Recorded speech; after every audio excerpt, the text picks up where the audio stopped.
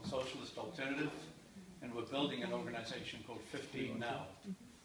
There's a ragged edge of anger in this room, and I think the question for most people on this side of the room, and maybe some of you on that side of the room, is what do we do?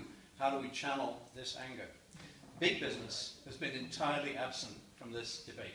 Right? The same big businesses that are more than happy to push genuinely small businesses to the wall.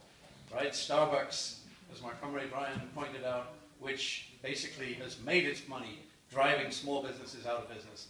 They're not going to be up in this public debate. They're allowing the small business people to make the argument for them. There should be no phase-in for big business. There's no earthly reason why a corporation like McDonald's should have, should not be paying 15 and more tomorrow. As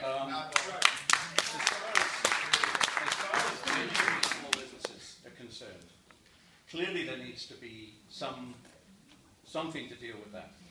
Well, actually there is something to deal with that. The Chicago Mercantile Exchange, it's called the Chicago Mercantile Exchange because it's here in Chicago. And in 2012, it traded $1,000 trillion. 1,000 trillion. That's 58 times the gross domestic product of the United States in that year. And not a single penny of sales tax paid. Come on now. There you go. Tell it like it is. Tell it like it is. It's frankly a distraction, and to be honest with you, it always amazes me how, by the way, the restaurant industry gets away with having its customers pay its staff, but I guess that's the way it is for the time being. But even so, it's actually a distraction to worry, to allow this kind of sentimentality for small business to stand in the way of what is clearly needed. There's no earthly way that somebody's pay should depend on how many employees their employer has. That's ridiculous. If you employ one person, you should be paying them minimum wage. That's right. There's something wrong. Mr. Edwards, can you bring your remarks? Thank you. Sorry, I'm out of time fast enough. Let me just say this one sentence, if I may.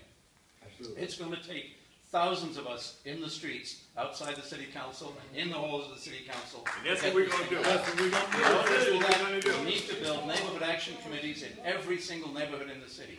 That's what 15 Now advocates. I hope you'll join me in doing that. I'm going to be outside collecting signatures afterwards. Thank you.